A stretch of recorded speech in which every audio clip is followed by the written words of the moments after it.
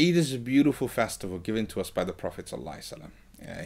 He taught us how to celebrate it. And how we celebrate Eid is that people get up in the morning, they get dressed up, the family gets together, and the Prophet ﷺ asked everyone to come out. And when everyone does come out and join together, he made sure that it was not inside the masjid. He made sure it was outdoor or outside or away where everyone could celebrate together, along with people that were not Muslim, our neighbors, our community. If you look at how the Prophet ﷺ told us to celebrate Eid, today Eid is celebrated in a nutshell. You wake up in the morning, everyone gets dressed up and ready, only the men leave the house, the women sit at home. Actually, they don't just sit, they cook and clean and they prepare. The men go into the mosques, they cram inside, they pray Eid Salah, they're frustrated with the khutbah, it's hot and stuffy, and the uncles push them out, get out, next Jamaat, next Jamaat. And when the Jamaat is finished, you leave the masjid, you hug a few people, and you rush home. Now, the problem with that is that, number one, you have all the neighbors who watch these Muslim men cramming into a building and they start panic. They're like, oh my God, they're up to something. What are they doing? And not only that, the problem with the children, their celebrations aren't there. Everything is at home. It's a secret. Another problem is the women get left behind. Think about it.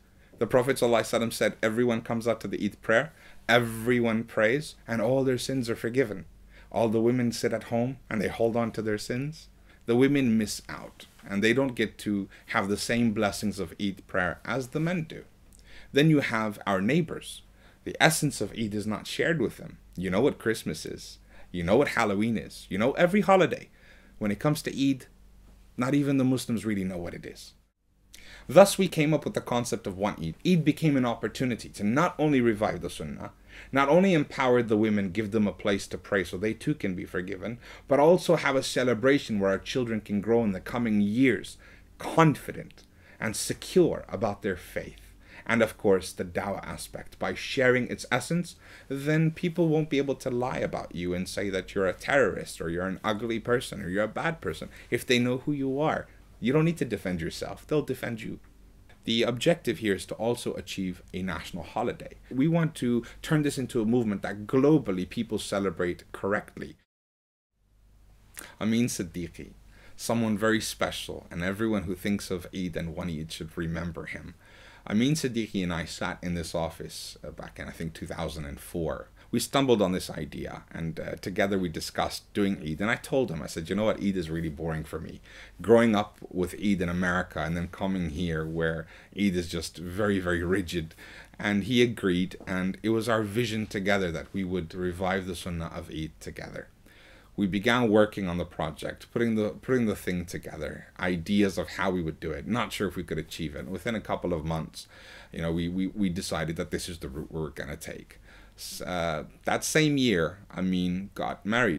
And just after getting married, sadly, he found a lump under his arm, went to the doctors to check. I took him to the hospital myself, and he was diagnosed with cancer of the lymph node. And we fought it together, all of us, his family, for a couple of years. And in that time, we worked hard, tirelessly, at the One Eid project. Amin was someone very dedicated, put all his efforts and finances and his efforts into dawah. 2007.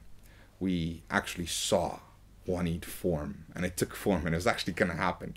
Amin did not get to witness it with us, sadly. The illness took, and it got very severe, and he went into hospital again. At the hospital, he was quite ill, and he started to get better. And I told him, Amin, we're doing this. What do you think, etc. And he was quite happy about it, but he couldn't come.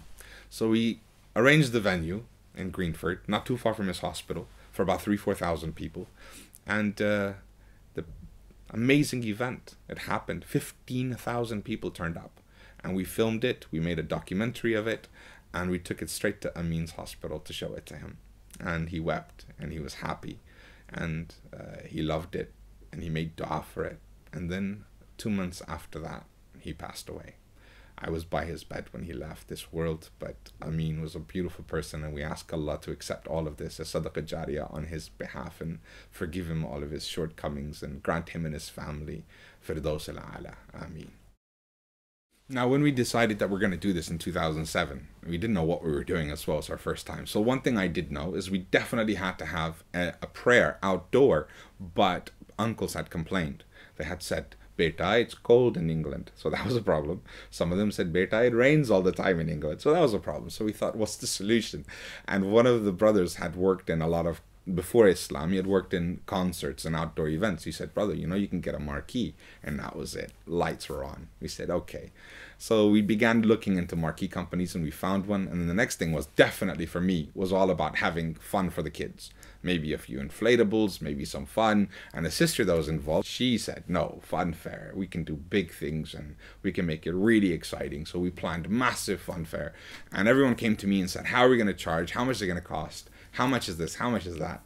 And all I remember from my childhood was everything was free. And so I said, it has to be free.